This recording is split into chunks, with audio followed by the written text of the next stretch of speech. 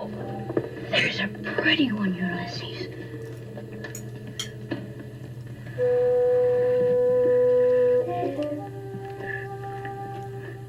There it is. Hello, BookTube. I'm Sean the Book Maniac. Welcome back to my channel and to another Friday Reads. And now I'm at a loss for words. Why the hell am I at a loss for words? I have so much to tell you. Things are going a little better personally. Things are looking up. I've had a darn good reading week.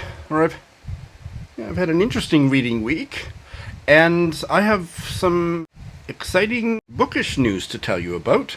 The first thing is that my friend James, he's from Adelaide, Australia. His Twitter handle is the Caustic Cover Critic. He's been on my channel umpteen times. And his debut work of short fiction, a novella, has just been published. Well, actually, maybe at the end of July. I don't have a copy yet. I'm going to order one, I think, today from the publisher. The publisher is actually in Edmonton, Alberta, Canada. And I think you ordered the book through lulu.com. But it sounds like kind of a wacky, I'm not sure what kind of novella. I'm very much looking forward to reading it. The novella is called Gibbons, or One Bloody Thing After Another, by James Morrison. Like I say, it was published at the end of July. And I have decided that I'm going to host Sean the Book Maniac. He's going to host, together with Dorian Stuber, who's also been on my channel many times, including a ongoing annual Marian Engel colloquy. This is the third year running, will be this year. Stay tuned for that video. Dorian and I are co-hosting this book launch. It's online, it's totally free, and it's going to be through Eventbrite. The links to James's novella and the event, the book launch, will be in the show notes. Please consider attending. It's October 21st. I think 7 p.m. in my time zone, so wherever you are in the world, Eventbrite converts it to your time zone, so you can check that out just by clicking on the link, I think. I know Zoom inside, out, and backwards, but I've never, ever had any reason to host an event on Eventbrite. Any of you watching who have, can you reassure me that it just goes tickety-boo? Because I'm using my Zoom account connected to Eventbrite, so people are signing up. And when they click on when it's the time for the event, that it's just going to seamlessly, the people are just going to get pushed into my Zoom room. Like there's not going to be any problem, because I'm nervous because I've never done it before. So I'm sure it will go well. And if not, we'll deal with that too. But I'm excited. I'm very excited. In fact, this may be the start of a new little sideline for me. Who knows? Because I've always thought I had the makings of being an impresario, so maybe an online impresario. We'll see. Anyway, so that has been one of the foci of my week. That's very exciting. And that's it for my news, but I have a special guest. So please welcome a very special guest to a little segment called Boobs and Bookmarks. So in the middle of my Friday reads, I'm going to plunk one of my favorite bookish people, Chris from the Bookers. Hey, Chris. Hey, Sean. We're in the middle of filming another thing for an upcoming episode of Zooming In, and it's Friday. I'm going to be doing my Friday reads, and I thought, Chris and Emily invited me onto their Friday reads, so I'm just going to invite her onto mine. So we're going to talk about some bookmarks from your childhood. Yes, I have these two bookmarks that I got when I was a little kid. This first one is The Bookworm Strikes Again, and I just thought it was so cute with those little holes in it. You know, they're actual holes so you could see through. And then the other one, I've lost the tassel on this one, but this one says, I can't believe I read the whole thing. Well, I can think of a few books that you're currently reading or have recently read that would have been the appropriate bookmark for. Right? This one is dated 1972, and this one is dated 1976. The copyright on the back. So when I was a little kid and we'd go to the bookstore, my dad would always, buy me a book, and then he'd let me get a new bookmark, which I was always afraid to ask for, because I was waiting for him to say, you have enough bookmarks, but he never said that to me. And these are my two favorites that have survived. And the thanks to your dad is what's that expression? And the rest is history. Indeed. Yes. That's fabulous. I don't have anything that goes that far back, but I do have one. Oh, I've got bookmarks here didn't remember I had. Here's one a friend from Wales sent me from the Oh. Dylan Thomas Museum in Wales. Oh, beautiful. With a little Dylan Thomas quote on the back. Nice. And Can you read the quote? I'm curious about sure. what the quote says. I'll put it up for longer. I will read it to you because I won't keep it in my head. And nightly under the simple stars, as I rode to sleep, the owls were bearing the farm away. And that is from a poem called Fern Hill, which I don't know, by Dylan Thomas. Oh, well, lovely. We have owls in our neighborhood, and it's fall and they're starting to get a lot more active. So we hear a lot of hooting. Oh, I assumed that was because you lived next door to Hooters. No, no, we won't go into Hooters in all its varieties. Yeah, because I don't know if we've ever talked about this on the Book Cougars, but when we were first brainstorming names, what to call ourselves, we knew we wanted books in the title or something literary, and Boobs and Books was one of them. And what was the reason why you didn't go with that one? Well, I don't really know. I'm sure there was quite a few reasons, but when we landed on Book Cougars, we both died laughing. We were laughing till our stomachs hurt, and then we thought that would be a great one to reclaim, because our tagline, absolutely, being two middle-aged women on the hunt for a good read, we thought was really kind of perfect. That's fantastic. This is one I treasure, and actually I'm going to probably end up holding this up again in our actual zooming in chat. This is one that came with the final volume of the Cromwell trilogy by Hilary Mantel, with the title of it, The Mirror and the Light. So the publisher must have put it out. I don't know how I think I must have got it when I ordered it from whatever place I ordered it. So that's one I treasure. Nice. My friend Lindy, who I know was a big fan of your podcast, she used to be a librarian. And when she was still a librarian in Edmonton, Alberta, she got featured on one of their bookmarks. So there's so cool. There she is down in the corner. Oh, that's lovely. Yeah, so that's one Oh, and of course I have to show you. I should send you one, Chris. I have a Sean the Bookmaniac bookmark. Nice. That all my patrons get, and my friends. So this is just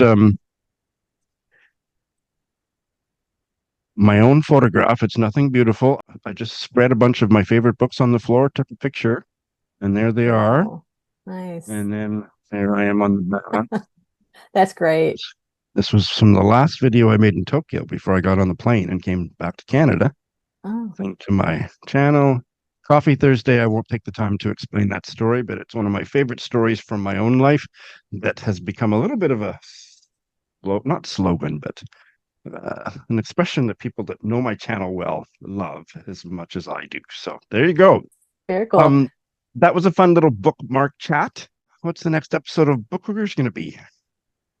Well, we are going to be in an upcoming episode. I'm not sure if it's the next one or the next one after that, but we will be talking with an author, Fancy Feast. It looks like we have a theme here, Sean, with boobs. Naked on sex, work, and other burlesques. So we will be talking with her in an upcoming episode. Yeah. Here's the back. I've never heard of this author or this book. That is definitely going on my calendar. Coming out October 10th. Coming out very soon. Yes. Well, I hereby retrospectively name this little interlude with you Boobs and Bookmarks. Chris, thank you so much. My pleasure, Sean. Wasn't that fun? Also, a reminder that this is my 6-year anniversary month, September, and by the time this goes up, you've got about 36 more hours to enter the book giveaway. That closes at noon my time on Sunday, so get your name in on those, because otherwise you'll be too late. And the camera flip thing goes until October 9th, so you've still got quite a bit of time. Please, give me some more videos. The one that went up this week was astounding. They've all been amazing. Send me yours. And now, here's the week in review. So, I walked down the street from my Airbnb and went into the bookshop, and I'm just looking around. And this girl, probably late teens, maybe early 20s, she looked really young to me, came up to me. We were like in the same aisle, we kept dodging each other, we were looking at the same books, and then I'd want to look at a shelf near her and she'd have to step aside and vice versa. So we were kind of like book chasing each other all through the store. And then she comes up to me and she goes, "It's supposed to be an amazing queer novel set in Ireland during the uprising in Easter 1916. Look at this brick. At Swim Two Boys by Jamie O'Neill." And I had this exact edition. And you know what else I have a strong memory of? My previous copy of this book was that one day a bird flew in the open patio door, landed on it, and pooped right there. So this is an on-pooped upon replacement copy. You know, traditionally, the translator is kind of encouraged or expected to stay in the shadows a bit and stay in the background. And she did the opposite. You know, she was just this booming voice for literary translation and made real change. So, what have I got? I've got quite a bit. Well, theoretically, I have lots to tell you about, but so many of these are for future videos that I'm not going to say very much, that it's going to go pretty quick, I think. I have read 4 books. I have no bails this week, sorry to disappoint you, and I'm going to talk to you about 3 other books that are in progress. So, let's get started. But 2 out of the 4 books I finished, I'm going to be very circumspect in my comments because there's going to be Zoom chat videos coming your way soon. One of them is E.L. Doctorow's The Book of Daniel, and this was for a long-planned and long-awaited Zoom discussion with Scott and Nell of Book Hunt and Gunpowder Fiction and Plot, and we taped that last weekend. And I finished it about 3 hours before last weekend. So you're just going to have to wait a few more days, probably a couple more weeks before that video comes to you. But stay tuned. I'm certainly glad I read it, and I'll make you wait for any further thoughts I have for that chat. Similarly, just this morning I finished Pearl, which was on the Booker long list, didn't make the short list. Pearl by Sean Hughes. And this is for a Zoom chat with Alex that will be taped next week, and this one will probably go up first because this one is a little bit time sensitive in that people are talking about it now. You know, the Doctorow could wait because nobody's talking about E.L. Doctorow that I'm aware of on BookTube, but to get in on the 2023 conversation about this book, that one will come to you fairly soon, so stay tuned for that. The other 2 I'm going to talk to you about at length because I don't need to keep them secret. The rest of this Friday Reads is unembargoed. I can talk to my heart's content. I have finished the Australian poetry collection, The Jaguar, by Sarah Holland-Batt. It won the Stella Prize this year, and it came onto my radar from that fabulous episode of all the book prize long lists that I taped with Sarah and Jenny on the Bookcast Club podcast. I'll put a link to that episode in the show notes. I did it as an audiobook. The only edition I could get my hands on was the audiobook, and it's fabulously narrated by the poet herself. It's available on Amazon. And I gave it 4 stars because the first half of this collection was about the experience, the decline, and the death of her father from Parkinson's. And I found that part of the collection incredibly powerful. Some of the most powerful poetry I've ever read. It was absolutely gorgeously devastating. And then the second half was about other topics, and I was bored to tears by the others.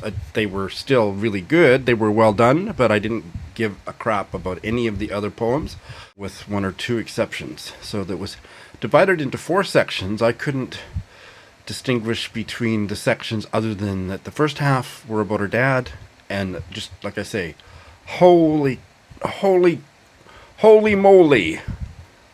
And then the others, there was a whole bunch of poems about exes and complaining about men that I didn't care about any of that.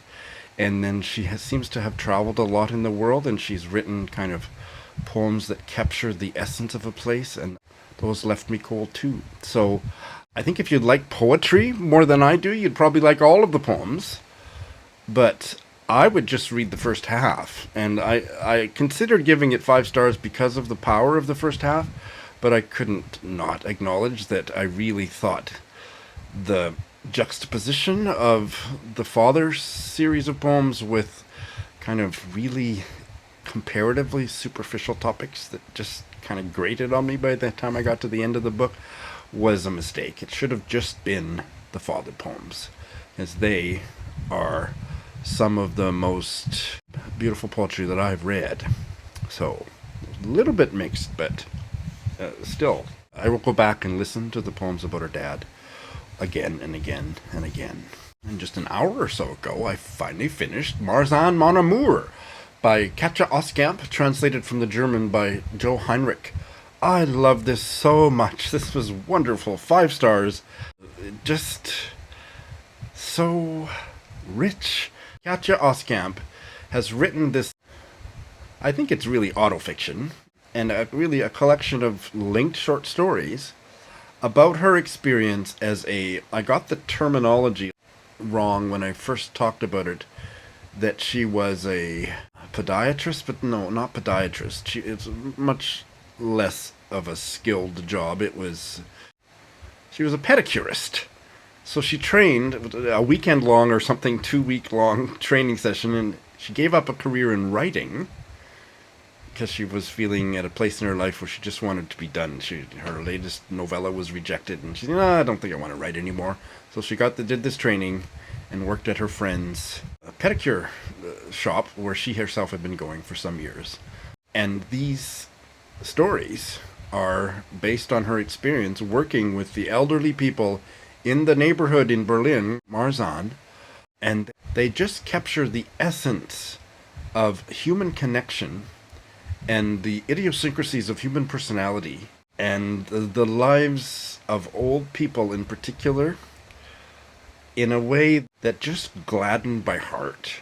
I don't think there's anything sentimental about these stories, although some readers possibly might think so. I didn't at all. I just felt there was so much human warmth in the way she treated her clients and then wrote about them and revealed so much about herself. In the final chapter or 2, we get more about the author and get a sense that this was just an interlude in her life, that it was in working with and connecting with her clients so deeply, it brought her back to writing. Now, there is kind of an episodic quality. I think if you read it too fast, probably it would get a little samey, but you know me, I read it very slowly. I've been reading it for at least 6 weeks or something, maybe longer, and I was captivated.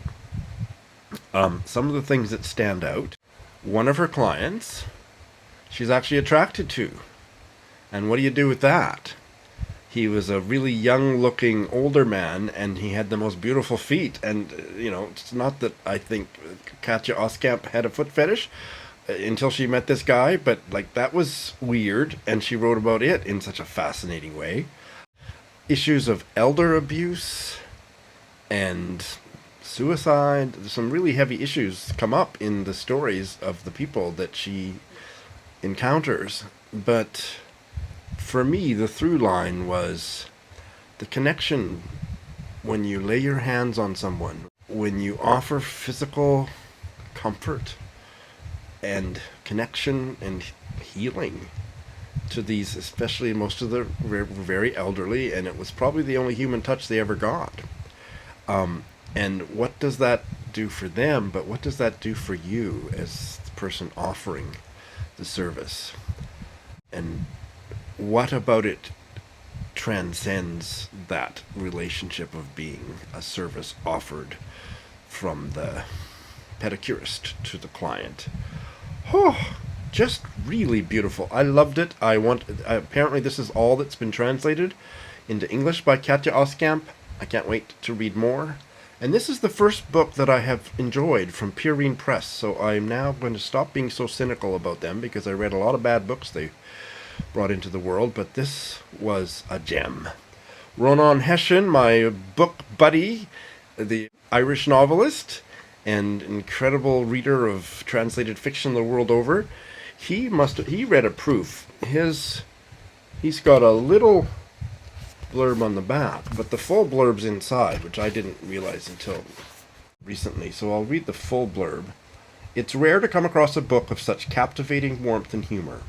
There's something magical at play, and Marzahn, mon amour. I loved every page of it, and I absolutely agree with that. This was the highlight of my reading week. Here are some that I'm a ways into. I have started this buddy read of these environmental essays. Grassroots, The Universe of Home by Paul Gruchow. If you're noticing these little tabs on the side, I have gotten into the habit very recently of starting to tab passages, because obviously with a library book, I'm not going to write in the book, and I don't usually like to write in a book, and so I kind of forget things when it's time to check in on buddy reads or whatever, so I've started doing this, and I'm enjoying it so far. But about the book, Paul Gruchow was an essayist and memoirist, kind of along the lines of a Wendell Berry. He took his own life quite young. He was a farmer in Minnesota, and this is a book so far about the farm he grew up in Minnesota, with a Polish father, and his father started out just as a farm worker, like a contract farmer, farming the land for the farm owner. Eventually did own property later in life. These essays give a lot of fascinating biographical detail about the life of the farm, if I can put it that way, but also the life of his parents and himself. But also just some gorgeous nature writing in here, and a lot of politics. This is a buddy read with Heidi of My Reading Life, and so there's a lot about the politics of farming that resonated with stuff that's been at issue in the life of my father, who is a farmer, has been a farmer, a fourth or fifth generation farmer in Canada, fifth, I think, generation farmer. It's very accessible writing. So far, so good.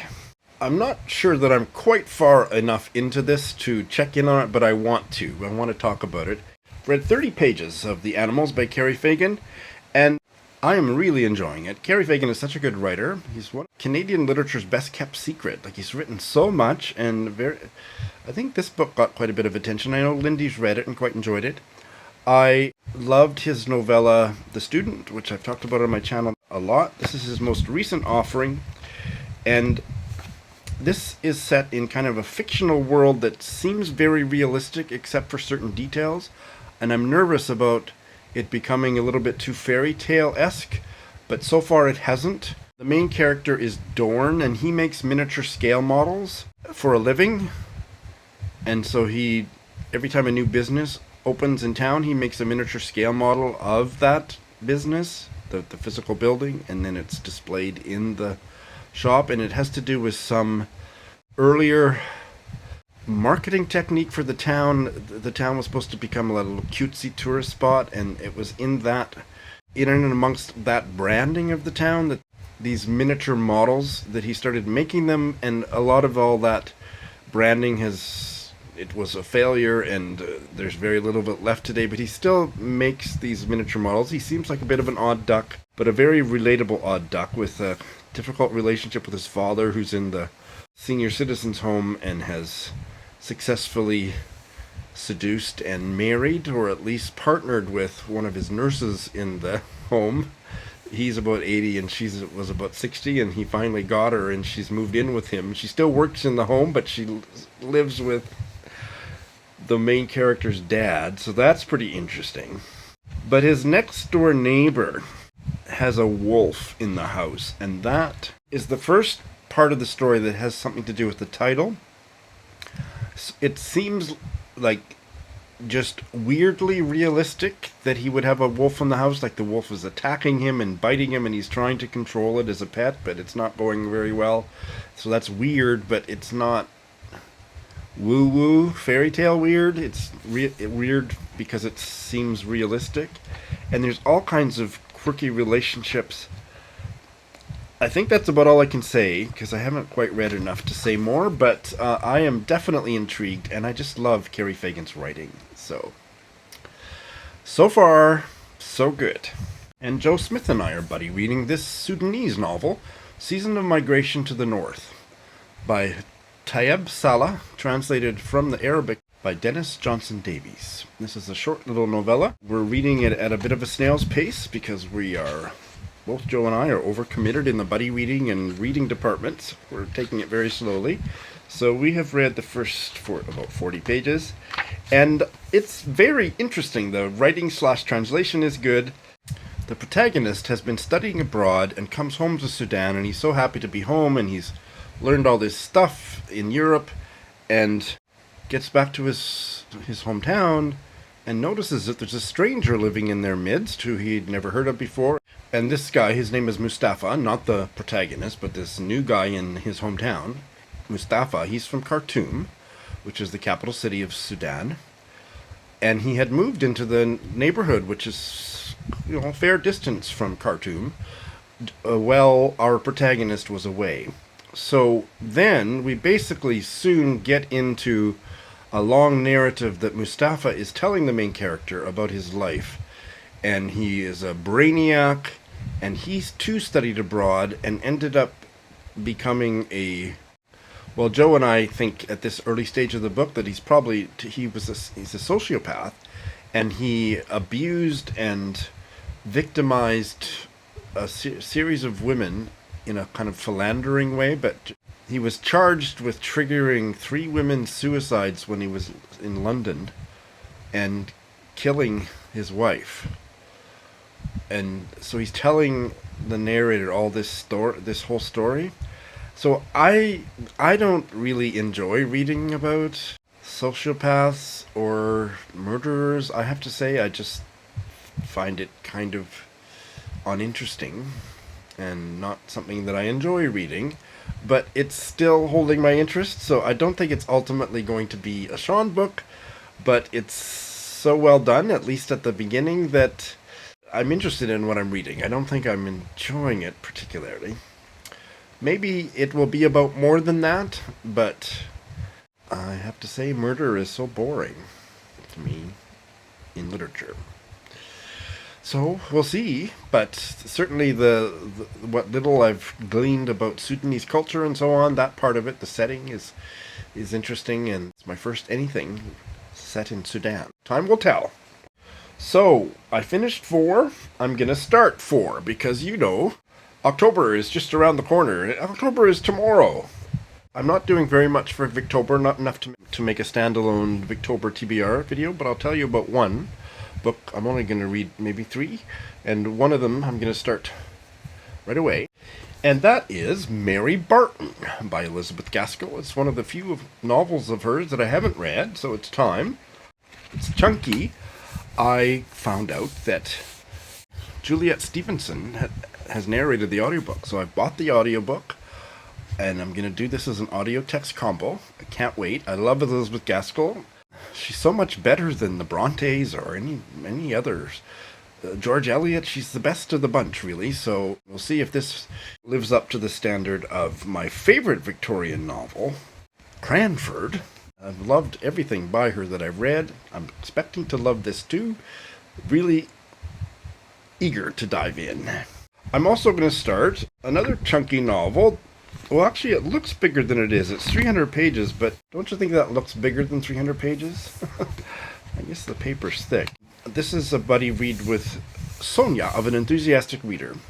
The Go-Between by L.P. Hartley. This will be a reread for me. I studied this as an undergrad in about 1985, and I remember loving it.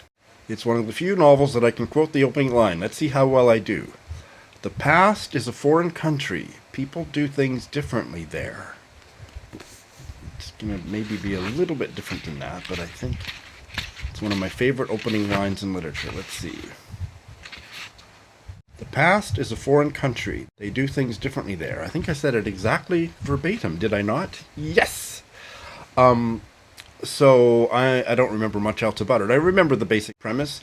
The kid is a go-between between illicit lovers, passing notes back and forth, and gets kind of entangled in their story. Really excited to reread it, and I think this is a very attractive NYRB edition. Oh, and there is a Spiracle has an audiobook. I'm going to preview it again to make sure that I really like the voice, and I'm probably going to do this as an audio text combo as well. Shorty September. Today's the last day of September, but I don't care. I'm going to keep reading short books for the rest of the year, and novellas in November is coming up, but for the month of October, I'm just reading them because I want to. Here is a fairly recent acquisition. It wasn't in any book haul videos, but it was in my Shorty September TBR. Cheri, or Cheri. Editing Sean here. Well, belatedly, I thought to check online, and there's a YouTube interview with the author, and the pronunciation of this title is Cheri. By Joanne Beard. I love the cover, and it's a short little work of autofiction or memoir, I'm not sure. I'll figure that out later, but it is not even 80 pages. The title character is dying. She has lived with cancer for many years, and now she's dying, and that's all I know about it. I had never heard of Joanne Beard, but apparently she's an amazing writer that has written a bunch of good stuff. I believe she's American, but this was published in the UK. I'm really looking forward to that. And finally, as I've mentioned before, Litzy has a book spin that's very similar to what Rick McDonnell had been doing and has promised us he's going to start doing again soon.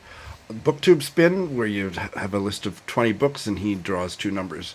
On book spin on Litzy, the same idea, and so I've been participating, so getting 2 books added to my monthly TBR every month, and it's really hard to keep up with it, but it's such a happy problem to have. So here I am, the last day of September, and I'm finally going to start the second of the 2 books that were drawn for September, and that is The Book of Goose by Yiyun Li. I think it was published earlier this year or late last year. It's a bit of a Marmite book, but I have heard glowing reviews of it and some not quite so glowing, and I have had a mixed reaction with Yiyun Li. One of her books, her book of autobiographical essays, is one of the most impactful books I've ever read. Dear Friend, I Write to You in Your Life, that one. And then I hated her novel based on the suicide of her son, which sounds really cruel to say, but it was really, really awful. And I've read a book of her short stories that was so-so. She's a writer that I'm very much interested in, so I'm looking forward to giving The Book of Goose a try. And that's the kind of bookish week it's been. What kind of bookish week have you had? Thanks for watching. Thank you.